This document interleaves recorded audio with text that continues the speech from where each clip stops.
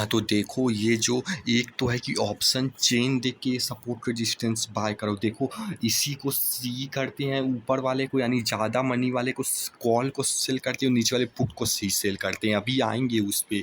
और उसका अपोज में जो उधर बोले थे कि एक ऊपर लेते हैं, तो उसका जो इधर सी है तो इधर पी को सेल करती हैं। और इसी को deep out of the money होता है कि मतलब कि पैसा मार्जिन रिक्वायरमेंट कम करने के लिए ये जो करते हैं, जो हम पिछले वीडियो में बताए थे। और वहाँ पे ही नहीं, यहाँ पे भी हम ले लेते हैं वो deep out of the money. इसी को डीप बोलते हो। देखिए एक एक शब्द जो बोला है उसमें कितना दम है। ये इतने साल से देख रहे हैं और पिछले एक महीने में नहीं समझ में आया, लेकिन आज एक एक चीज़ समझ आती है। आज भी एक चीज़ नहीं समझ में आती है, जैसे शॉर्ट स्टैंड, लेकिन तब भी आती है। यहाँ को सी ई को या deep out of the money को में बाय करेंगे, मैंने उल्टा पी है तो सी है तो पी। लेकिन अभी इस पे आएंगे, लेकिन उससे पहले एक तो ये कि बताना चाहते हैं कि एक तो ऑप्शन चेन देख के सपोर्ट रेजिस्टेंस निकालो, एक जो ये इंडिया विक्स का कैलकुलेशन डिवाइड करके ये बताया है उस तरीके से, शायद इस तरीके से ज़्यादा बेनिफिशियल होता। ये भी डिकोड करना, ये भी अब नहीं समझ में आया कि वो वाला ज़्यादा अच्छा है कि ये वाला। ये और वीडियोस देखो इसके पुराने फुस्कारा ठाकुर के, तो समझ आ जाएगा। लेकिन मतलब है ये है कि ये भी एक तरीका है, दोनों तरीके को ध्यान में रखते हुए सपोर्ट रेजिस्टेंस, एक ऑप्शन चेन वाला, एक इंडिया विक्स वाला। तो ये हो गई एक चीज़। तो देखो एक तो ये है कि मतलब केवल ये मतलब इधर का सी को करो और इधर का पी करो, तो इसमें लॉस मतलब कि इसमें मार्जिन रिक्वायरमेंट ज़्यादा होगा केवल एक करो तो, क्योंकि ये दोनों तो बनाए नहीं हो कि मार्जिन रिक्वायरमेंट घटेगा।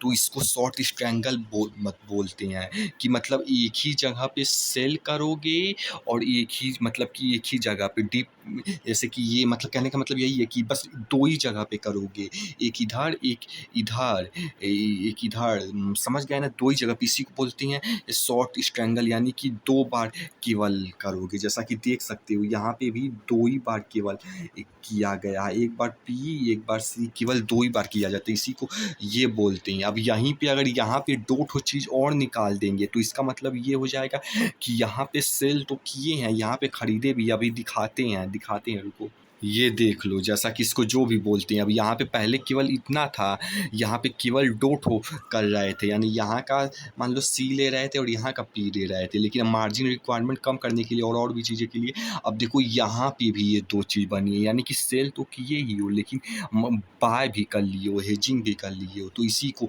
यहाँ पे भी तो इस तरीके से अब यहाँ पे इधर का और इधर का भी लेना है। और इसमें जैसा कि देख सकते हो ये 17,950 है, यानी कि ये ज़्यादा वाला है, ये वाला है ये, और इसको सी किया गया है। तो यही जो बोले हैं सी। और जो है उसके ऊपर वाला जैसे ये देख रहे हो तो वो 17,650 यानी कि नीचे वाला है।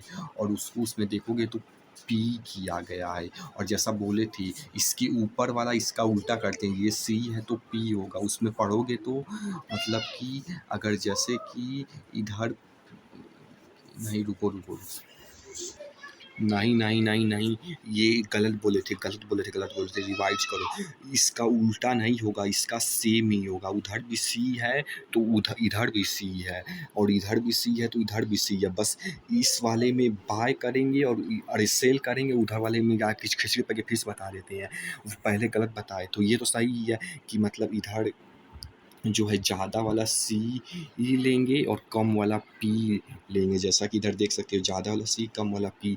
लेकिन इसके ऊपर जो डीप में जाना है, जिसको हेजिंग करने के लिए, रिक्वायरमेंट कम करने के लिए, इधर भी सी ही होगा और उस वैसे ही नीचे भी पी ही होगा। नीचे वाला भी जैसा देख सकते हो इधर पी है तो इधर भी पी है, इधर का सी इधर, तो मतलब ये दोनों सेम रहेगा। बस ये दोनों वाले में सेल करेंगे और ये दोनों वाला जो है, जो कि मार्जिन रिक्वायरमेंट कम करवाने के लिए हेजिंग के लिए किया गया है, इसे जो है बाय करेंगे। और नहीं तो होने को ये सी ही होगा और ये भी पी ही होगा।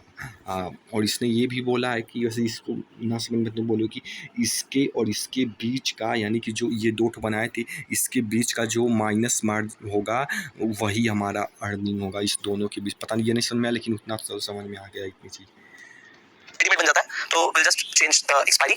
सो अभी आपको जब आप स्टैंडर्ड बनाएंगे, दोनों साइड बेच देंगे, तो आप कमाएंगे 6% और आपका लॉस हो सकता है लिमिटेड, क्योंकि मार्केट बहुत ज्यादा बढ़ रही है गिर गई तो आपका लिमिटेड लॉस हो सकता है। और प्रोबेबिलिटी ऑफ प्रॉफिट आपको 64% देना है। आयरन गोल्ड में क्या होता है, मान लीजिए आपने सेल किया 17,550, अब अगर आपने 17,550 सेल किया तो out of the money sell किया, जिसका प्रीमियम अभी 66 रुपीस है, पर आप बाय भी कर लोगे deep out of the money, मतलब आपने बाय भी किया 17,350 का पुट जो कि 30 रुपए में। अब इसके पीछे जो डिफरेंस है आपकी कमाई है, मतलब यहाँ पे 36 रुपए के आसपास आप कमाने वाले हो। सिमिलरली अगर आप यहाँ पर देखो तो 17,950 का जो कॉल ऑप्शन है वो 64 रुपीस का है, और 18,150 जो deep out of the money है वो 20 रुपए का, तो 20 रुपए की जेब से जाएंगे 64 आपके पास आ सकते हैं। तो यहाँ पर हम इस तरीके से बनाते हैं, तो यहाँ पे हमारा प्रोबेबिलिटी ऑफ प्रॉफिट मिल जाता है और मार्जिन रिक्वायरमेंट कम हो जाता है। 30 रुपए का, तो 20 रुपए की जेब से जाएंगे 64 आपके पास आ सकते हैं। तो जैसा कि देख सकते हो ये दोनों सेल किया ही गया है, और ये ज़्यादा वाला है, ये कम वाला है, और ये दोनों बाय किया गया है।